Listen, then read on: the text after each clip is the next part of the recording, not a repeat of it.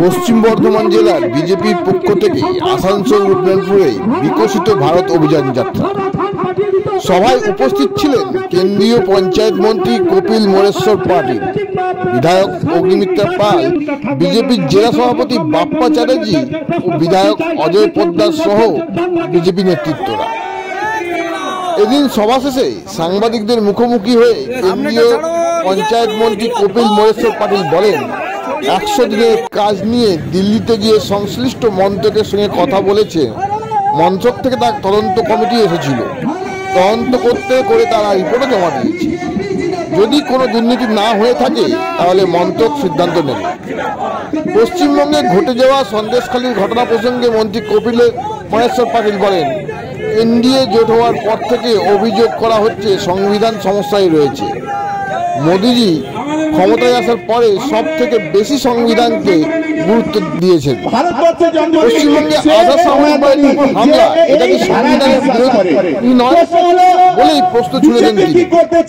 পাশাপাশি তিনি বলেন, কেন্দ্র সরকার খোঁজ খবর নিয়েছে, নিশ্চিতভাবে এই ঘটনার উপর কারবাই করা হবে।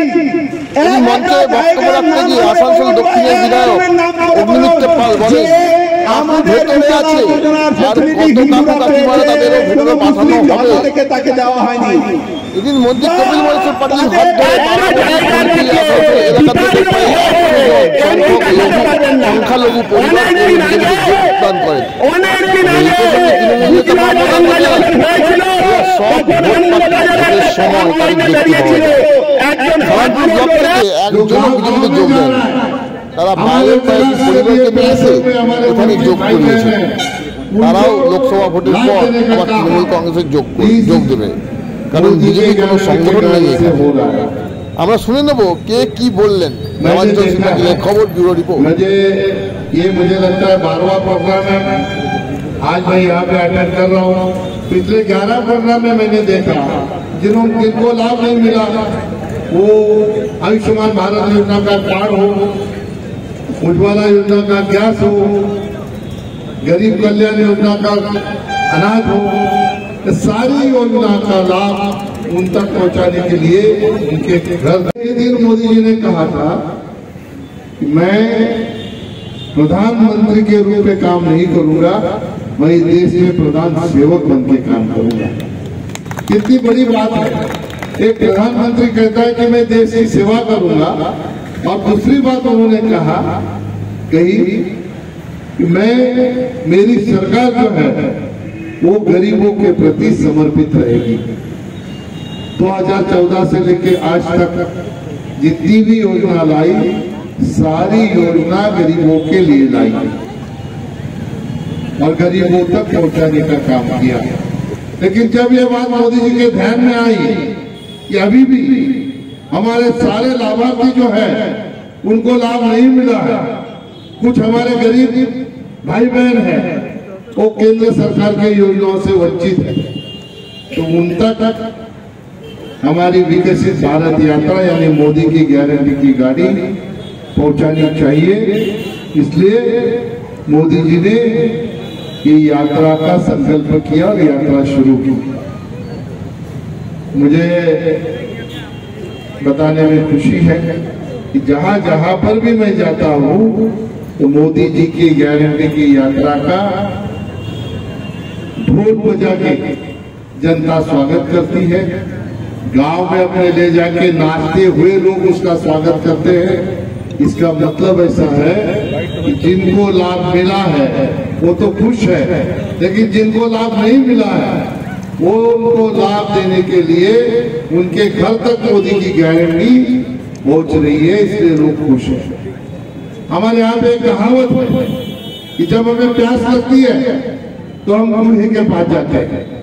ऐसी कहावत है ना कि नहीं है? प्यासा कुएं के पास जाता है। लेकिन ये प्रधानमंत्री मोदी जी है, इन्होंने ये कहावत को ही बदल दिया। उन्होंने विकास के कुएं को प्यासे के पास भेजने का काम किया। दोनों ने जो कुछ भी बोला बहुत अच्छा बोला, ऐसा आपके बर्ताव से मुझे पता चल रहा।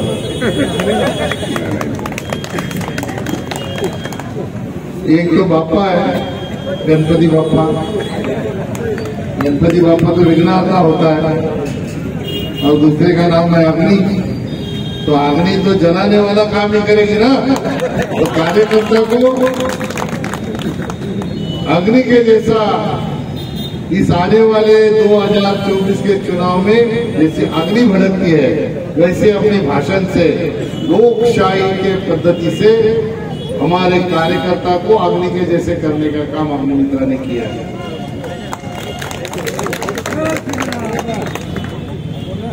मैं यहाँ पे आया हूँ विकसित भारत संकल्प यात्रा के लिए, लेकिन ये वो स्टेट है जहाँ पे विकसित भारत यात्रा का रथ नहीं चल रहा है। सरकार इसके लिए सहयोग नहीं दे रही। इसका मतलब आप क्या जानते हो? विकसित भारत यात्रा को सहयोग नहीं देना, इसका मतलब जो लाभार्थी अभी केंद्र सरकार की योजनाओं को लाभ जिन्होंने नहीं लिया, उनको उस लाभ से वंचित रखना। तो ये वंचित रखने का काम यहाँ की सरकार कर रही है। मेरे महाराष्ट्र में भी जोर से ये संकल्प यात्रा चल रही है, पूरे देश में चल रही है। आपके बाजू में झारखंड है, वहाँ के कुटी से ये यात्रा शुरू हो गई, और मुझे बताने में खुशी हो रही है इस यात्रा का नाम विकसित भारत संकल्प यात्रा था, लेकिन कुछ ही दिनों में पूरे देश के जनता ने इसका नाम बदल के मोदी की गारंटी वाली यात्रा, गारंटी वाला गाड़ी ऐसा नाम कर दिया। इसका मतलब ऐसा है कि ये यात्रा का सफलता कितना है इससे पता चलता है। मैं थोड़ा सा आपको पीछे ले जाना चाहूंगा। 2014 में जब आप सभी लोगों के आशीर्वाद से इस देश में मोदी जी की सरकार बनी, মাননীয় শ্রী কপিল মোরেশ্বর পাটিল জি এর আগে উনি এই বিধানসভায় এসেছেন, কার্যক্রম করেছেন এবং এই এলাকার সম্বন্ধে অনেক তথ্য ওনার কাছে আছে, উনি জানেন এই বিষয়ে। আজ আবারও ওনার পদার্পণ হয়েছে আমাদের এখানে। এখানে বিশেষ যে কার্যক্রম রাখা হয়েছে, মোদীজির যে কার্যকাল চলছে সেই কার্যকালকে কেন্দ্র করে তার যে কাজের সুযোগ সুবিধা সাধারণ মানুষ আপামর জনতা পেয়েছে, সেই বিষয়গুলো আরো বিস্তারিতভাবে আরো বড় করে, কারণ অন্যান্য রাজ্যে আমাদের গাড়ি বেরিয়েছে এবং মোদীজির যে প্রকল্পগুলো আছে সেই প্রকল্পের নিয়ে আমাদের ওই গাড়িতে তার সেই দপ্তরের লোকজন থেকে ইনস্ট্যান্ট তাদেরকে সেই সুযোগ সুবিধা পাইয়ে দেওয়ার ব্যবস্থা করা হচ্ছে। কিন্তু আপনারা জানেন যে আমরা এমন একটা দুর্ভাগ্যক্রমে রাজ্যে বসবাস করছি, যেই রাজ্যে এমন একটা সন্ত্রাসবাদী নেতৃত্বের হাতে চলছে, তারা সম্পূর্ণভাবে রাজ্যের কেন্দ্রীয় কোনো দপ্তর সুরক্ষিত নয়। যেখানে ইডি সিবিআই এর গাড়ির ওপর হামলা হয়ে যায়, এখানে কেন্দ্রীয় সংস্থার উপর হামলা হয়ে যায়, কেন্দ্রীয় বাহিনীর উপর অ্যাটাক করার জন্য মাননীয় মুখ্যমন্ত্রী নিজে কথা বলেন। সেই রাজ্যে সাধারণ মানুষ আমরা যারা বেঁচে আছি, নিঃশ্বাস প্রশ্বাস দিতে পারছি, এটাই আমাদের কাছে অনেক বড় ব্যাপার। তো সেইখানে মোদীজির যে সমগ্র কাজ, সেই কাজ সাধারণ মানুষের কাছে পৌঁছে দেওয়ার মতো পরিস্থিতিকে ব্যাহত করার সর্বত চেষ্টা পশ্চিমবঙ্গের এই সরকার, মমতা ব্যানার্জির নেতৃত্বে সরকার করে যাচ্ছে। এবং সেই জন্য সাধারণ মানুষের জন্য মোদীজি যে প্রকল্প, যে গাড়িকে পাঠিয়েছে, সেই গাড়িকে আমাদের এই এলাকায়, আমাদের এই লোকসভা এরিয়াতে, আমাদের জেলাতে চলতে দেওয়া হচ্ছে না, পশ্চিমবঙ্গ প্রদেশে চলতে দেওয়া হচ্ছে না, তাকে ব্যাহত করা হচ্ছে। কিন্তু আমাদের কেন্দ্রীয় মন্ত্রিত্বকে, কেন্দ্রীয় নেতৃত্বকে থামিয়ে রাখতে পারেনি। তারা বলেছে যে গাড়ি থামাতে পারে, কিন্তু আমাদের মন্ত্রিত্ব, আমাদের নেতৃত্ব রাস্তায় পৌঁছাবে, লোকের বাড়ি বাড়ি পৌঁছাবে। মমতা ব্যানার্জির পুলিশের, মমতা ব্যানার্জির গুন্ডাদের কত ক্ষমতা আছে আমাদেরকেও আটকে দেখান। আমরা ভারতীয় জনতা পার্টির সৈনিকরা তার উত্তর দেবো। দেওয়ার জন্য কেন্দ্রীয় নেতৃত্ব আজকে আমাদের পাশে এসে কিন্তু 5 লক্ষ টাকার আয়ুষ্মান ভারত আপনি ঢুকলে দেননি। 500 টাকা আপনি মহিলাদের দিচ্ছেন, কিন্তু আপনি প্রধানমন্ত্রী আবাস যোজনার বাড়ি দেননি। আজকে 500 টাকা আপনি দিচ্ছেন, কিন্তু আজকে জল জীবন মিশনের বাড়িতে বাড়িতে জল আপনি পৌঁছতে দেননি। এর প্রতিশোধ গড়ায় গন্ডায় বাংলার মানুষ নেবে 2024 লোকসভা ভোটে। অপেক্ষা করুন। আর এই টিএমসি দল আর এই ব্যানার্জি পরিবার আর বেশি দিন নেই, বিশ্বাস করুন, বেশি দিন নেই। সব কটাকে আমরা জেলে ঢোকাবো, সব কটাকে। তাই এই লড়াই আমাদের চলবে। আর একটাই লক্ষ্য, 2024 লোকসভা ভোট, মাননীয় প্রধানমন্ত্রী মাননীয় স্বরাষ্ট্রমন্ত্রীকে আসানসোলের সিট এবং 35টা সিট পশ্চিমবঙ্গ থেকে আমরা যেন তুলে দিতে পারি। এই বলেই আমার বক্তব্য শেষ করব। ভালো থাকবেন, সুস্থ থাকবেন। অনেক লড়াই বাকি সামনে। ভারত মাতা কি জয়। আপনার কত ক্ষমতা,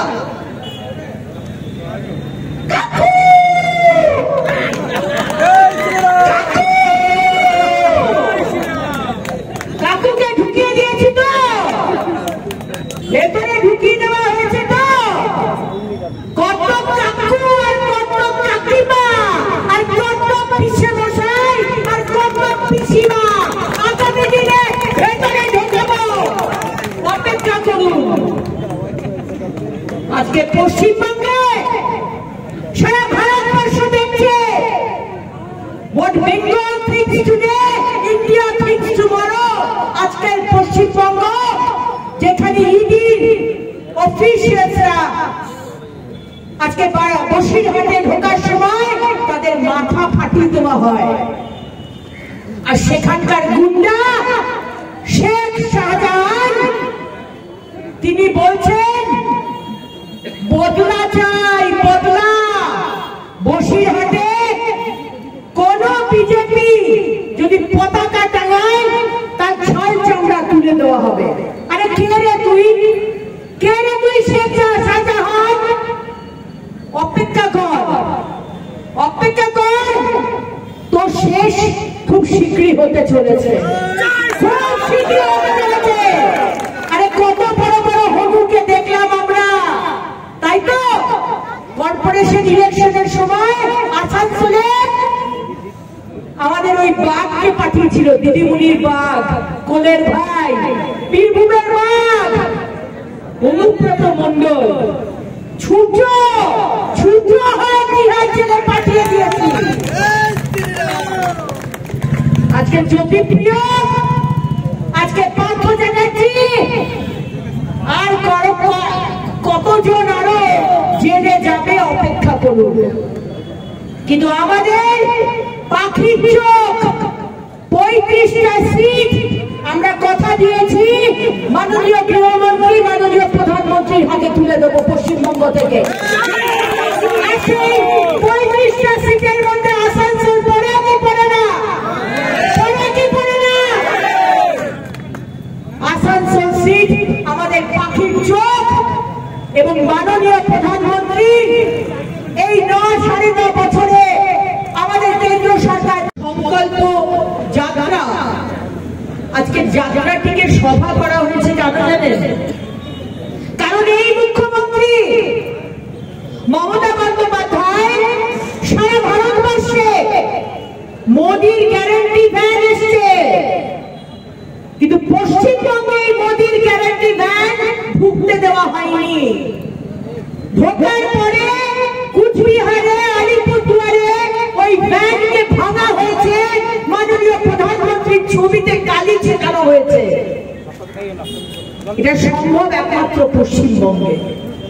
তাই বিকশিত ভারত সংকল্প যাত্রা সেটাকে চেঞ্জ করে করা হয়েছে বিকশিত ভারত সংকল্প সভা।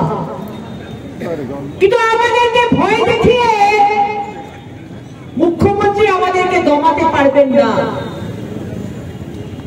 প্রাথমিকভাবে আমাদের ভারত সরকারের সম্মানীয় পঞ্চায়েত রাজের প্রতিমন্ত্রী আমার বড় দাদা কপিল মোরেশ্বর পাটেলজি আমাদের সঙ্গে রয়েছেন, আমাদের এই জেলার সম্মানীয় সভাপতি বাপ্পা চ্যাটার্জি মহাশয় রয়েছেন, আমাদের এই মণ্ডলের সম্মানীয় সভাপতি মন্টুদা রয়েছেন, আমাদের পাশের বিধানসভার সম্মানীয় বিধায়ক ডক্টর অজয় পোদ্দার মহাশয় রয়েছেন, আমাদের রাজ্যের নেতৃত্ব কৃষ্ণেন্দু মুখার্জি মহাশয় রয়েছেন, আমার ছোট ভাই যার নেতৃত্বে আজকে এক বিরাট জয়নিং হতে চলেছে জেলার সম্পাদক অভিজিৎ রয়েছেন, আমার যুব মোর্চার ভাই বাবুর রয়েছেন, সম্মানীয় 3 জিএস মধুমিতাদি, তাপসদা এবং বাজপেয়ীদা রয়েছেন, অন্যান্য সুব্রতদা। আমি হয়তো কারোর নাম মিস করে গেলে ক্ষমা করে দেবেন, কারণ কি হাতে সময় নেই। ये उत्साह की वजह से 2024 में जो संकल्प लिया अब की बार 400 पार, तो जनता 400 पार निश्चित तौर पर करेगी। यहाँ से 18 सांसद आप लोगों ने दिए, मुझे विश्वास है कि ये 2024 में 18 से बढ़ के 25-26 हमारे एमपी यहाँ से निश्चित तौर पर वेस्ट बंगाल की जनता मोदी जी को आशीर्वाद देने के लिए दिल्ली में भेजेगी, ऐसा मुझे विश्वास है। क्यों? अमित भाई ने अगर 35 बोला है तो उसके नीचे नहीं आ सकता। ये अमित भाई जो बोलते हैं वो करके दिखाते हैं, आप लोगों ने देखा होगा। ऐसे कई योजना है जिस योजना का लाभ यहाँ में नहीं मिल रहा है। मैंने अभी पापा को पूछा किसान सम्मान योजना का लाभ यहाँ मिल रहा है क्या? उन्होंने कहा नहीं मिल रहा है, ये योजना ही लागू नहीं है। मैं आपको एक किस्सा बताता हूँ।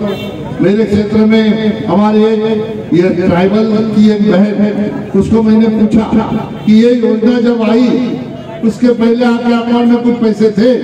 उन्होंने कहा नहीं। तो इस योजना का अब तक कितना पैसा मिला? तो कहा 30,000 रुपये मिला। तो 30,000 से क्या किया? उसने कहा मैंने खेतों में सब्जी लगाई गई और सब्जी अभी मैं बेचने का काम करती हूँ, तो मेरे 2 और घर के फैमिली मेंबर में मुझे सपोर्ट करती है।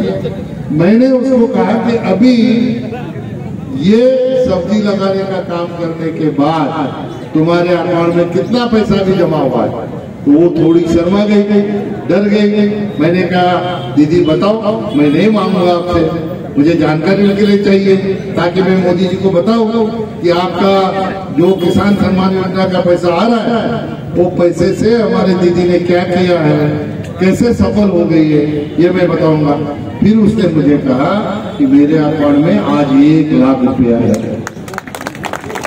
फिर मैंने उनको पूछा अगर एक किसान सम्मान योजना नहीं होती, आपको पैसा नहीं मिलता, तो आपके अकाउंट में क्या होता? तो उन्होंने कहा कि मेरे अकाउंट में 0 पैसा होता। तो 0 का 1 लाख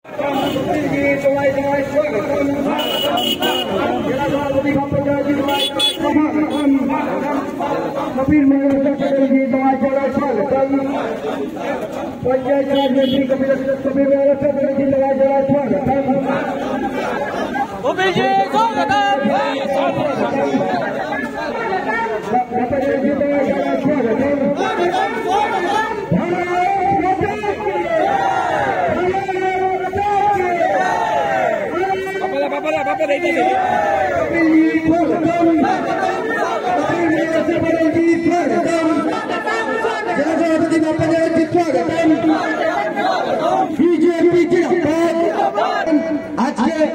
এই যে সালানপুরে যে পথসভা, সেই পথসভাকে জনসভায় পরিণত করে আমরা জানি বন্ধু যে দীর্ঘদিন ধরে অধিকারীগুলিকে ফিরে পেতে, সেই ন্যায্য দাবিগুলিকে ফিরে পেতে আজকে আমরা মঞ্চে পেয়েছি। আপনারা জানেন যে তিনি এর আগে এই বিধানসভায় এসে উপস্থিত হয়েছিলেন এবং বরণ পর্ব সারার জন্য আমি সুজিত থেকে বলবো যাকে করে আপনারা নাম ডেকে নিন। দাদা আমাদের মধ্যে উপস্থিত হয়েছেন ভারতের কেন্দ্রীয় মন্ত্রী পঞ্চায়েত রাজ মাননীয় কপিল মহেশ্বর পাতিলজি। আমরা কপিল মহেশ্বর পাতিলজিকে আমাদের আসানসোল সাংগঠনিক জেলার সভাপতি নেটি মোর্চা আর আমরা এবার মানে যত আমাদের মুসলমান ভাই আছে লঘু যে আমাদের আছে সংখ্যা আছে আমরা মানে এখন ঝেড়ে সব এসে গেছি আর আমরাকে দেখে কেউ থামতে পারবে না। আমরা মিস্টার নরেন্দ্র মোদীজিকে আমরা সম্মান করছি আর সম্মান করব আর করছি। আমরা প্রথম থেকেই এখন মানে বিজেপিতে আমাদের যত মুসলমান ভাইরা আছে এখন সব বুঝে গেছে যে টিএমসি আমাদেরকে কি ধোকা দিচ্ছে, আমাদেরকে মানে একটা মানে লালচ দিয়ে রেখেছে যে আমি আছি কিন্তু কিছু আমরা পাচ্ছি না। আমরা এবার আমরা মানে ঝেড়ে আমাদের মানে সমর্থন করব। আমাদের 2024 সালে আমাদের যত সিট আছে বেঙ্গলে সবই আমরা মানে বিজেপিকে জিতাবো আর আমরা যত মুসলমান ভাই আছে সবই সাথ দিবে। আর এবার আর কিছু হবে না, এই ধোকাবাজি চলবে না। এরা নিজে মানে ভ্রষ্টাচার করে এখন পয়সা লুটে সব নিজে বাড়ি বানাচ্ছে, গাড়ি বানাচ্ছে আর সবই নিয়ে বাড়িতে ঢোকাচ্ছে। ইডি যখন যাচ্ছে ছাপা মারছে তখন ওকে তাড়াচ্ছে। এটা কোনো দেখেছে? কেন যাচ্ছে ইডি যাচ্ছে, ইডি দেখছে যে মানে তোমাদের কাছে কি আছে না আছে। কালকে তোমাদের কাছে একটা পুরোনো সাইকেল ছিল না, আজকে তোমাদের বাড়ি আছে, গাড়ি আছে, পয়সা আছে। এসব কোথায় থেকে? ইডি যখন ছাপা মারছে কোটি টাকা ওদের কাছে পাচ্ছে। কি করে পাচ্ছে? এই পাচ্ছে কেন? এই যে আমাদের জনতার হাত মেরে, আমাদের গরিব লঘু সংখ্যার হাত মেরে এরা মানে কোটিপতি হতে চলেছে। আমরা আর হতে দিব না। আমরা এখন সবাই যত আমরা মুসলমান ভাই আছি সবাইকে আমরা রিকোয়েস্ট করছি যে সবাই মানে এবার আমরা 2024 সালে মানে আমাদের যে মানে আমাদের প্রধানমন্ত্রী হাতটা মজবুত হবে আর মজবুত করব। আমাদের জেপি নাড্ডা সাহেব, আমাদের অমিত শাহকে আমরা মানে যোগদান দিব। আমরা সব সাথে আছি। আমরা কোনো দিন আর কোনো পার্টি হাতে যাব না আর আমরা মানে সব সময় বিজেপির সাথে আছি আর থাকবো। কি নাম আপনার? আমার নাম হচ্ছে দিলবারজান খান, ভাইস প্রেসিডেন্ট নেটি মোর্চা। अरे आपस में बात मत करो यार। स्टेटमेंट नाओ अभी तो स्टेटमेंट आप और मैं बोल के ये नहीं होता है। इसके लिए गवर्नर साहब यहाँ पे है। गवर्नर साहब को ये सारे बात का वो जायजा लेके वो अगर सिफारिश करते हैं तो केंद्र सरकार इसके ऊपर सोचते हैं। मैं इसके लिए बात करने के लिए सक्षम नहीं हूँ। तो जो हादसा हुआ है उसके ऊपर गवर्नर साहब ने भी संज्ञान लिया है। कल मैं टीवी में न्यूज़ में देख रहा था। तो उसके बारे में वो जो प्रोसीजर है वो प्रोसीजर से अगर उनको लगता है कि ऐसा माहौल है तो वो केंद्र सरकार को रिपोर्ट करेंगे।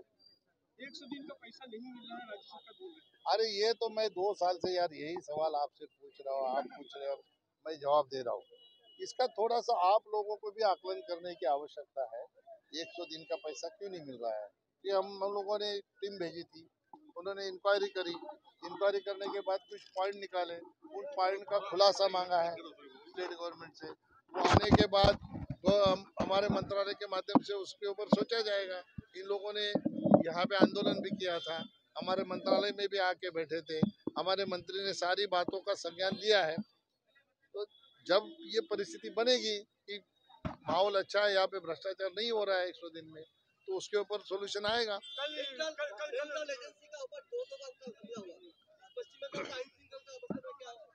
देखो मैंने भाषण में भी कहा है, ये इंडी अलायंस जो बना है ये बार बार एक ही बात कहते हैं कि संविधान खतरे में है। अभी आप सारे प्रेस वाले भाई बहन हो, संविधान कहाँ पे खतरे बताइए? भारतीय जनता पार्टी या मोदी जी की सरकार ऐसा कुछ आपके ध्यान में आया है क्या? कुछ किया है जिससे संविधान को खतरा हुआ है? संविधान का अगर किसी ने सम्मान किया है तो मोदी जी ने किया। बाबा साहेब आम्बेडकर जी के 125वें जयंती के अवसर पर पार्लियामेंट में 2 दिन का डिस्कशन किया। फिर भारतीय जनता पार्टी के सभी कार्यकर्ता को बोला कि 125 घंटा संविधान का पठन करो। संविधान का सम्मान करने वाले हम लोग हैं और इन्होंने देखा आप लोगों के सामने बात है। अभी सरकारी अफसर को मारने का काम अगर कोई करता है तो ये संविधान खतरे में नहीं है क्या? ये बहुत गलत है। इसका संज्ञान केंद्र सरकार ने भी लिया है निश्चित तौर पर। उसके ऊपर उचित कार्रवाई हो। बंगाल में अगर पैरामिलिट्री हमला का शिकार होते हैं तो आम आदमी तो वो सवाल आप मेरे से पूछने से अच्छा कि उनको पूछना चाहिए। बंगाल में यहाँ पे सरकार किसकी है, ये सरकार को सवाल पूछना चाहिए। यहाँ पे कायदा सुव्यवस्था रखने का काम स्टेट गवर्नमेंट का है, केंद्र सरकार का है क्या? नहीं है। तो स्टेट गवर्नमेंट किस तरह से चल रही है आप सब लोग जानते हो। तो वो ये सवाल उनको पूछो। इसलिए तो मैंने कहा कि संविधान से बातें जो चलनी चाहिए वो नहीं चलती है, और फिर देश में बोलने का कि संविधान खतरे में है। कलकत्ता का हाईकोर्ट का विचारपति ने बोला है कि जो लोग हमला किया है वो सवाल क्या है, वो बंगाल का है या बाहर से आया है, बांग्लादेश से आया, ऐसा सवाल क्या हाईकोर्ट का विचार? अभी वो स्टेट गवर्नमेंट ही उसके ऊपर रिपोर्ट दे सकती है कौन कहाँ से आया है। उसके ऊपर आधिकारिक तौर पर मैं बोल नहीं सकता और ना आप बोल सकते हो। अभी हाई कोर्ट ने अगर मांगा है इन्फॉर्मेशन तो स्टेट गवर्नमेंट को देना पड़ेगा। उसके बाद में पता चलेगा कौन है। अभी जो है जिनको बचाने के लिए किया तो इसका मतलब ऐसा है कि बंगाल का ही लोग होगा। कहाँ से आया है, क्या किया, उनको कौन यहाँ पे रख रहा है, उनको कौन प्रोटेक्शन दे रहा है, ये बातें सब आप लोगों के सामने है। जो मूल विक्टिम है शाहजहां शेख, उनको विचारपति ने कहा 12 बजे का अंदर सरेंडर होना चाहिए था, अभी तक नहीं। वही तो स्टेट गवर्नमेंट पुलिस की यहाँ पे कायदा सुव्यवस्था रखने का काम यहाँ के पुलिस का है। तो यहाँ के पुलिस ने जो भी यहाँ पे जिन्होंने हमला किया है उनको पकड़ने का काम उनका है। तो उन्होंने ये करना चाहिए, नहीं तो फिर कायदा व्यवस्था ठीक है ऐसे कैसे बोल सकते हम लोग।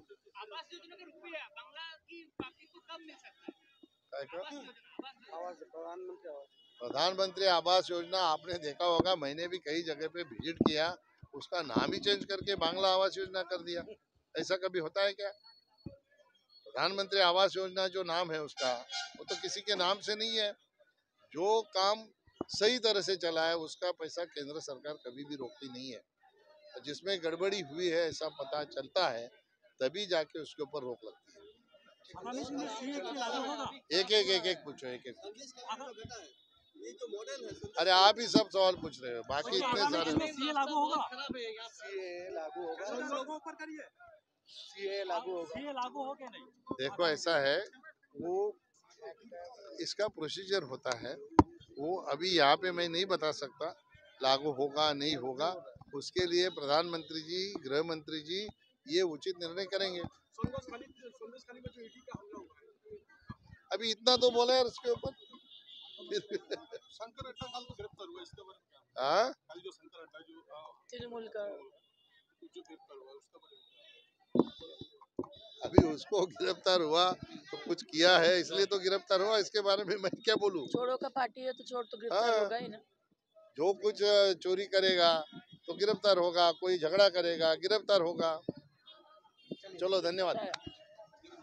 করেছে ওদের একটা আজকে তো মিটিং ছিল গভর্নমেন্ট, এটা জানি আমি, কিন্তু কারা কারা জয়েন করলো কেন করলো এটা আমার কাছে সেই তথ্যটা এখন আসেনি। নিশ্চয়ই আমরা খোঁজ খবর লাগাবো। তবে যেগুলো ওরা বলছে যে মাইনরিটি সালানপুর থেকে জয়েন করেছে, আমার মনে হয় না কেউ জয়েন করেছে। সম্পূর্ণ এটা ফেক নিউজ, ওরা বানিয়ে বলছে। এবং যেহেতু সামনে নির্বাচন, এই নির্বাচনের সময় তারা ভোট বাকি হয়ে আসবে, আবার নির্বাচনের পরে আবার তারা উড়ে চলে যাবে। এবং যদি কেউ জয়েনিং করে থাকে, জানি না আমাদের খবর নেই, যদি কেউ জয়েনিং করে থাকে ভোটের পরে আবার তারা ঘুরে চলে আসবে। এ ভোট চলে এসছে, দেখুন তারা অনেক নাটক করবে। তৃণমূলের কি কারো যাওয়ার কোনো আছে সম্ভাবনা আপনারা কি? না না না, এমনি কোনো, আরে আমাদের যত কর্মী সবাই আমরা একনিষ্ঠ কর্মী, আমরা দিদির সৈনিক, আমরা বিধান উপাধ্যায়ের কর্মী। আমাদের যেভাবে দল আমাদেরকে সাজিয়ে গুছিয়ে রেখেছে, যেভাবে আমরা মানুষের পাশে দাঁড়াচ্ছি, কোনো চান্স নেই যে আমাদের কোনো কর্মী বিজেপির জয়েন করবে, এটা কোনো সম্ভাবনা নেই। এটা সম্পূর্ণ মিথ্যা কথা। ঠিক আছে। জয়েন করেছেন? এখন 100 জনের উপরে। মঞ্চে জায়গা ছিল না, কম লোককে দেওয়া হয়েছে, বাকি সব বাইরে। কোন বিধানসভায় ছিলেন আপনি? আমি বারাবণী বিধানসভা। কি নাম আপনার? আমার নাম আকবর হোসেন। সংখ্যালঘুদের মধ্যে একটা ভয় আছে এনআরসি নিয়ে, আর আজকে অত মুসলিম সম্প্রদায় জয়েন করেছে, এটা নিয়ে কি বলবেন? যেটা সংখ্যালঘুর মধ্যে ভয় আছে এনআরসি নিয়ে, এটা শাসক দল, এখন বর্তমানে যে শাসক দল আছে, এটা বোঝানো হচ্ছে বিজেপি যে এনআরসিতে আপনাকে বের করে দিবে, চলে যাবে, মসজিদে আজান বন্ধ করে দিবে, এখানে বন্ধ করে দিবে। আমি ওই সরকারের লোককে, ওই সরকারের গুন্ডারাকে জিজ্ঞেস করতে চাইছি, ভারতবর্ষে এত রাজ্যে বিজেপি আছে, কোন জায়গাতে আজান বন্ধ হয়েছে, কোন জায়গাতে এনআরসিতে সংখ্যালঘুকে বাদ দিয়েছে, সেটা আপনি দেখিয়ে দেন, ওটা প্রমাণ দিয়ে দেন। আজ ভারতবর্ষের মোদীজি এরকম কোন অ্যাকশন নেই। মোদীজি এনআরসি নিয়ে যাকে বলছে যে ভারতবর্ষের এই মাটির যে শত্রু বিদেশ থেকে এসেছে তাদের জন্য এনআরসি, ভারতবর্ষে সংখ্যালঘু মুসলিমদের জন্য এনআরসি নয়। কেন জয়েন করলেন হঠাৎ? জয়েন করার উদ্দেশ্য হচ্ছে টিএমসি এতদিন ধরে আমাদের সংখ্যালঘুকে না কোনো কাজ দিচ্ছে, না কর্ম দিচ্ছে, না কোনো শিক্ষা দিচ্ছে, কিচ্ছু দিচ্ছে না। প্রাইম মিনিস্টার, মাননীয় প্রধানমন্ত্রী আজ হসপিটাল দিচ্ছে, সংখ্যালঘুদের জন্য হচ্ছে, রেশন পাচ্ছে, সংখ্যালঘুরা পাচ্ছে, যে কোনো প্রধানমন্ত্রী ফ্যাসিলিটি সব কিছু সংখ্যালঘুরা পাচ্ছে। ওই জন্য সংখ্যালঘু বুঝে গেছে যে পশ্চিমবাংলায় আমাদেরকে টিএমসি সরকার আমাদেরকে বোকা বানায়, ভোট ব্যাংকের রাজনীতি করছে। আমরা এই ভোট ব্যাংকের রাজনীতি বাদ দিয়ে মাননীয় প্রধানমন্ত্রী নরেন্দ্র মোদীর সঙ্গে একসাথে কাঁধে কাঁধ মিলিয়ে, হাতে হাত মিলিয়ে আমরা 24 লড়াই দিব। যেটা মোদীজি ঘোষণা করেছে अब की बार 400 पार, সেটাই সংখ্যালঘু প্রমাণ দিবে। কি নাম আপনার? আমার নাম হচ্ছে আকবর হোসেন।